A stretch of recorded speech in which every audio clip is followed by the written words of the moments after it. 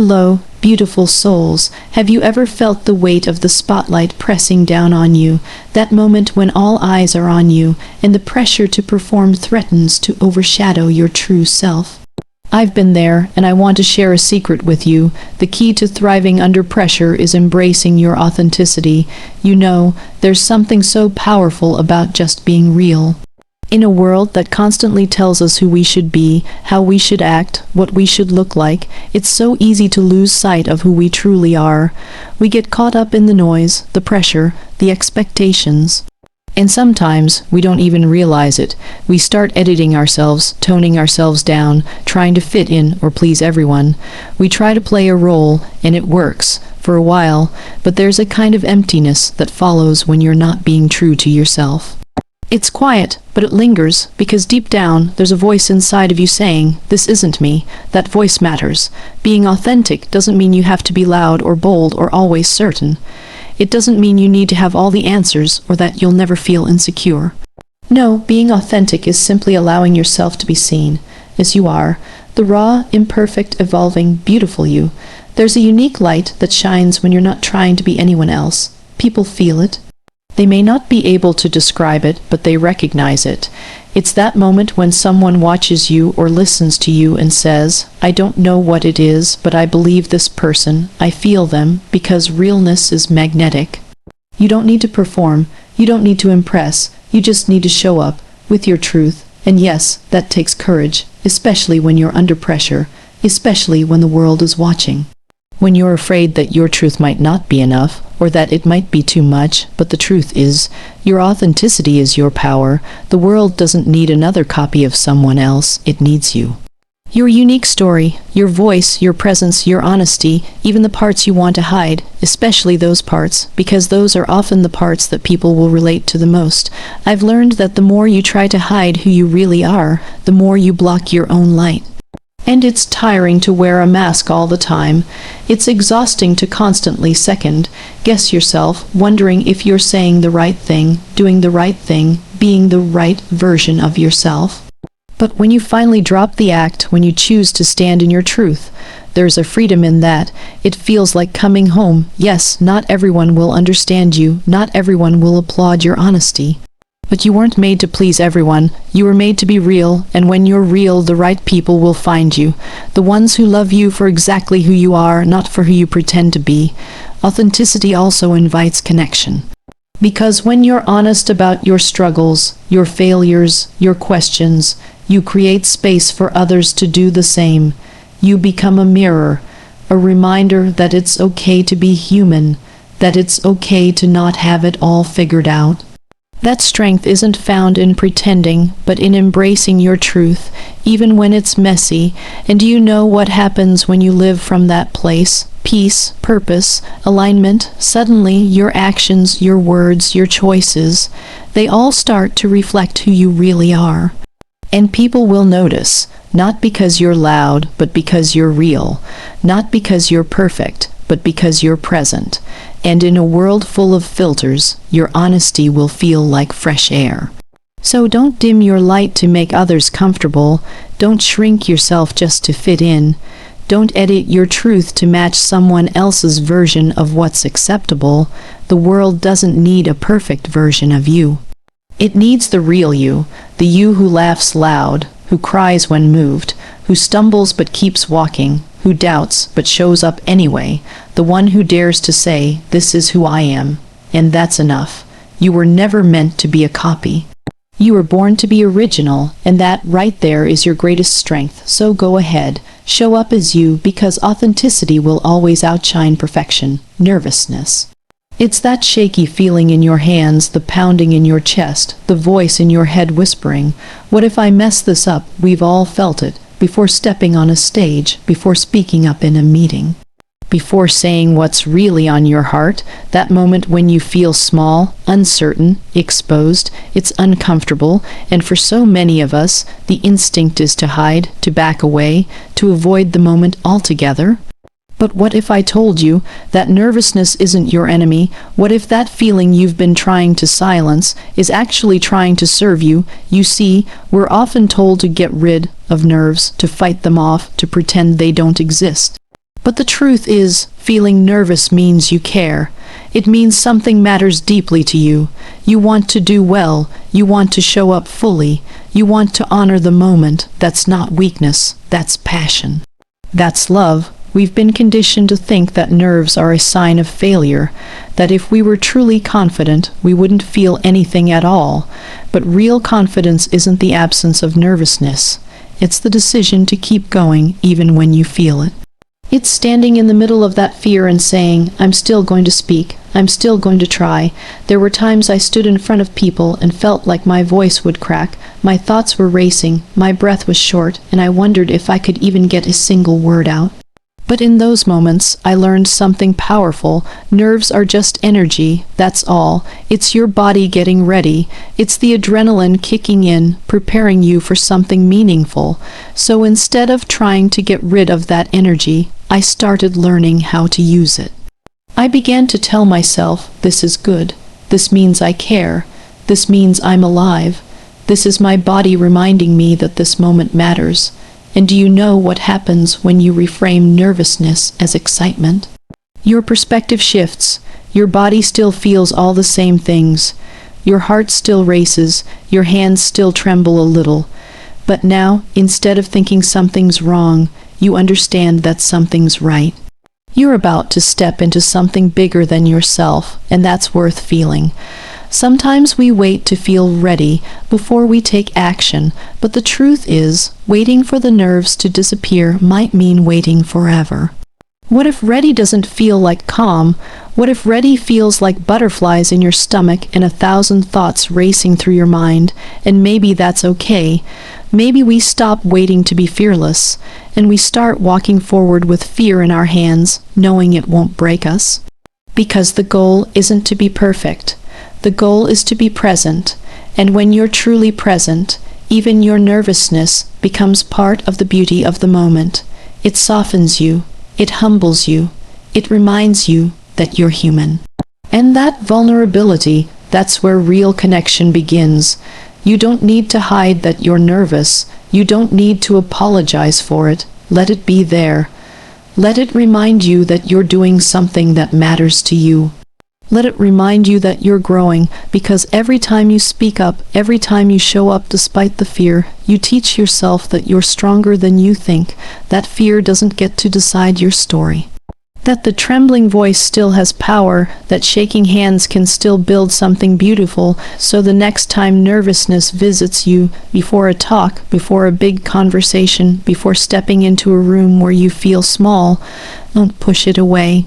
Breathe, pause, and tell yourself, this is just energy, I can use it, I can rise with it, and you will, because you're not here to play small, you're here to live fully, and fully living means feeling it all. The nerves, the fear, the excitement, the joy. Don't wait to feel fearless to do the thing you were made to do. Do it scared, do it trembling, do it with a voice that shakes, but do it because the world needs your voice, not just when it's strong, but especially when it's real. When people think of practice, they often imagine repetition, doing something over and over again until it's flawless, memorizing every word, every step, every move, making sure nothing can go wrong. But what I've learned is that how you practice is so much more important than how much you practice. Because you can do something 100 times and still feel unprepared, still feel disconnected. Still feel like you're just going through the motions. You see, practice isn't just about performance, it's about presence. It's not about making something perfect, it's about making it yours. When I prepare for something important, a talk, a moment where I know I need to speak from the heart, I don't just repeat lines in front of a mirror, I sit with the message. I ask myself, why does this matter to me? Why would this matter to someone listening? What part of this do I truly believe with all my heart? Because if I don't believe it, if it doesn't come from something real inside me, how will anyone else believe it? That's the difference between just practicing and practicing mindfully. Mindful practice is about going deeper. It's not just about the delivery, it's about the intention. It's not about controlling every detail, it's about connecting with the why. When you know your why, you stop performing and you start living the message. It's easy to fall into the trap of over-rehearsing. We think if we can just memorize every word, we'll feel safe. We think if we can remove all the what-ifs, we'll finally be confident. But the truth is, memorization can sometimes pull us away from authenticity. We become so focused on saying it right that we forget to say it real. You know those moments when someone's speaking and their delivery is perfect, but you don't feel anything. That's what happens when you rehearse without connection. You may get the words right, but the heart gets lost. People don't just listen with their ears, they listen with their hearts, and your heart has to be present when you speak. Otherwise, it's just noise. Mindful practice is about making space for your heart to lead. Sometimes when I'm preparing, I turn everything off, I close my eyes and I speak the words, not from a script, but from memory, not the kind of memory that stores facts, but the kind that stores feelings. I imagine the people I'm speaking to. I picture someone who might need the message, someone who feels unseen, someone who needs a little light, and I let that guide my words. Because when the heart speaks, it doesn't always follow a script.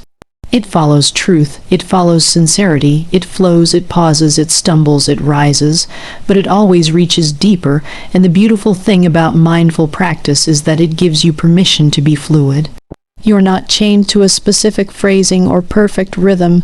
You allow the moment to breathe, you give yourself room to feel, you listen, not just to yourself, but to the silence in between, to the energy in the room, to the emotions rising in you as you speak. I've had moments where I rehearsed something so many times, but when the real moment came, I didn't say it the way I planned. I said it the way it felt, and that version was better. It was real, it was raw, it came from a place that no amount of rehearsal could manufacture. It came from being present, and people felt that. Mindful practice also means taking care of yourself while you prepare. It's not just about repetition, it's about rest, it's about reflection, it's about knowing when to pause, knowing when to breathe. You're not a machine, you're a human being with emotions, stories, fears, and dreams. You bring all of that with you every time you stand in front of people, and that's not a weakness, that's a gift. You don't need to practice until you're perfect. You need to practice until you feel anchored. Anchored in your truth, anchored in your message, anchored in your why, because when you're anchored, the pressure doesn't shake you, the unexpected moments don't throw you off, you don't need to cling to your lines. You speak from the center of who you are, and that is what people connect to.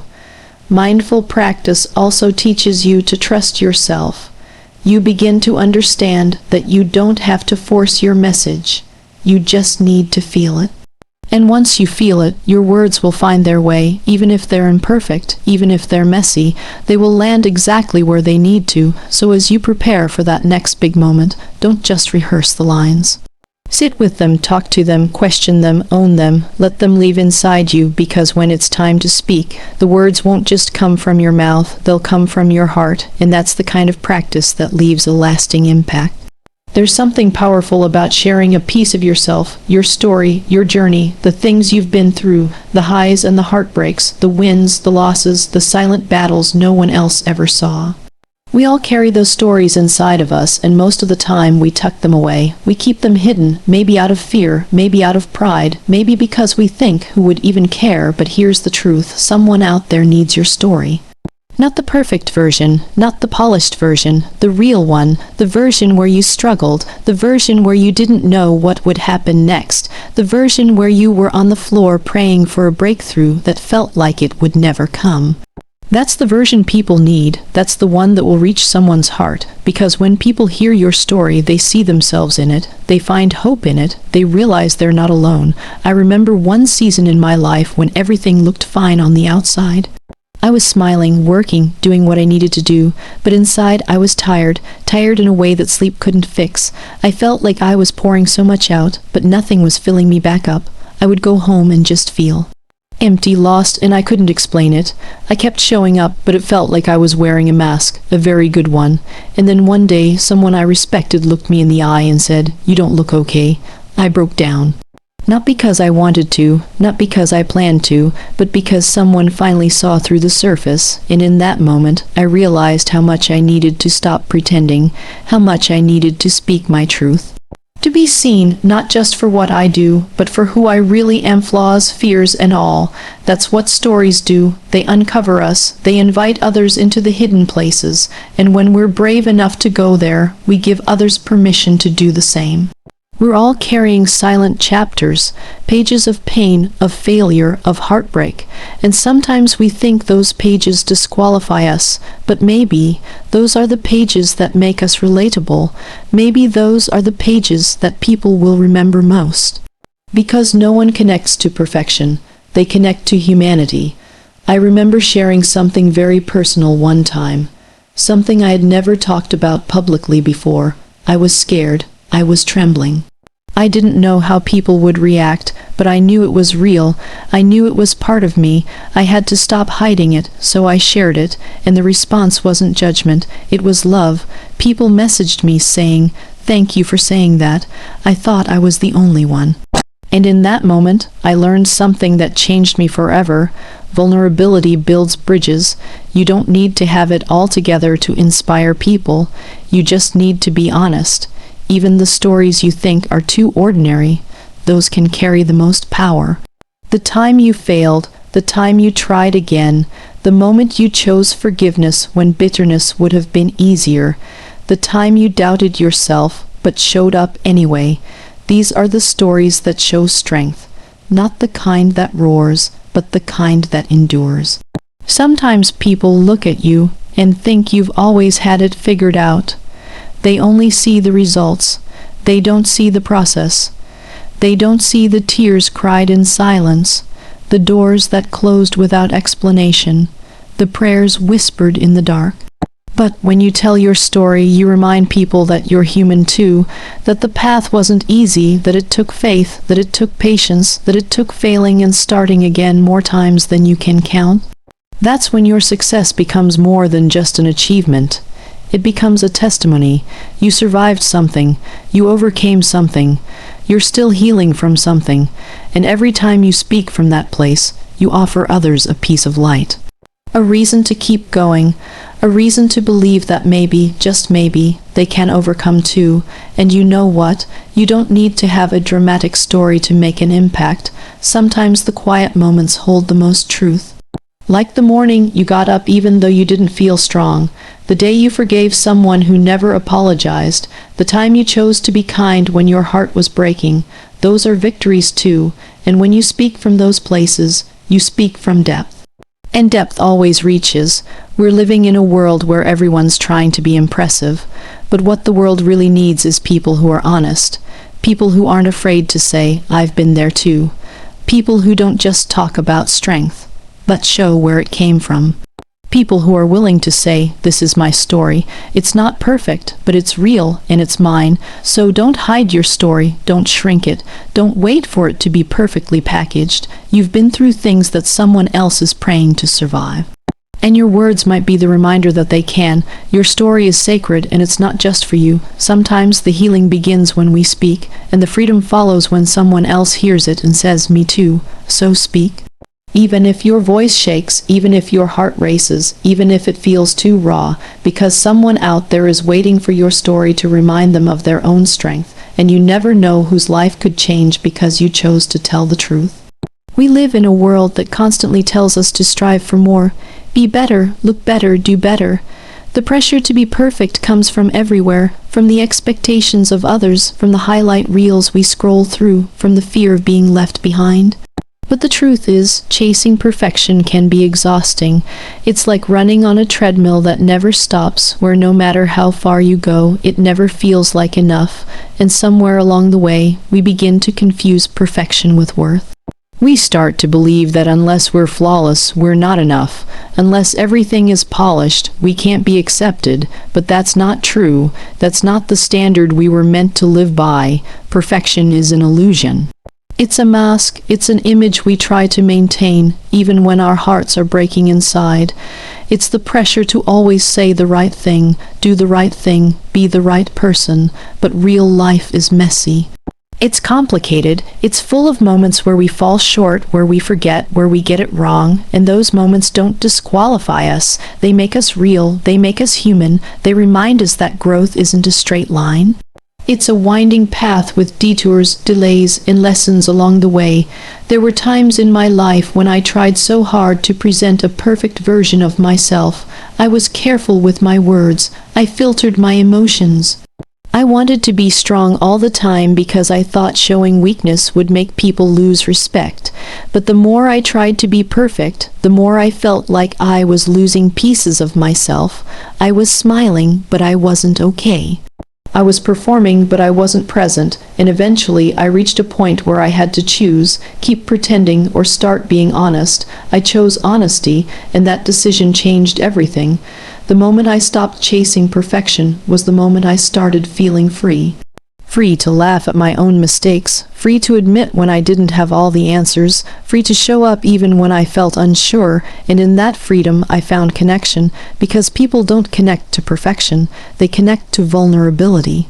They connect to sincerity, they connect to the moments when we say, I'm still figuring it out too. There's something so beautiful about imperfection. It's where the growth happens, it's where the breakthroughs begin. It's in the cracks that the light gets in. When we accept that we don't have to be perfect to be valuable, we begin to live with more grace for ourselves and for others. We stop holding ourselves hostage to impossible standards. We stop judging ourselves for every misstep, and we start embracing life as it is, imperfect, unpredictable, and still profoundly meaningful. We all have things we wish we could erase, things we wish we had done differently. Words we wish we could take back. Moments we replay in our minds thinking if only I had. But grace isn't found in regret. It's found in acceptance. It's saying, I didn't get it right, but I learned. It's believing that even our flaws have a purpose. That even our mistakes can be used for something good. We don't need to hide the broken parts of our stories. We can let them be part of the beauty. There's a kind of strength in admitting that you're not always strong. There's a kind of courage in showing up even when you're not completely ready. Sometimes the most powerful thing you can do is simply keep going, imperfectly, but with your whole heart, because every step forward, no matter how messy, is still progress. Every moment of honesty, no matter how raw, is still growth. When you let go of perfection, you make room for joy, for spontaneity, for laughter that isn't rehearsed, and moments that aren't staged. You give yourself permission to be present, to really experience life instead of constantly trying to edit it, and in that space, you find a deeper kind of confidence, not the confidence that comes from having it all together, but the kind that comes from knowing you're enough even when you don't. Accepting imperfection doesn't mean lowering your standards. It means releasing the unrealistic ones. It means striving for excellence, not perfection. It means giving your best and knowing that your best will look different on different days. And that's okay. Some days, your best will be bold and strong and full of energy.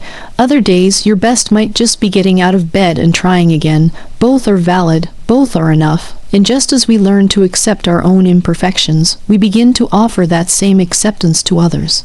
We become slower to judge, quicker to forgive, more willing to listen, because we've seen our own weaknesses and we know how much grace it takes to keep moving forward. That grace becomes a gift, not just for ourselves, but for the people around us. We become safe places for others to be real, to be seen, to be human. There's a quiet kind of beauty in people who are comfortable in their imperfections. They don't need to prove anything. They don't need to perform. They simply live with a sense of peace, knowing that they are a work in progress, and that's enough.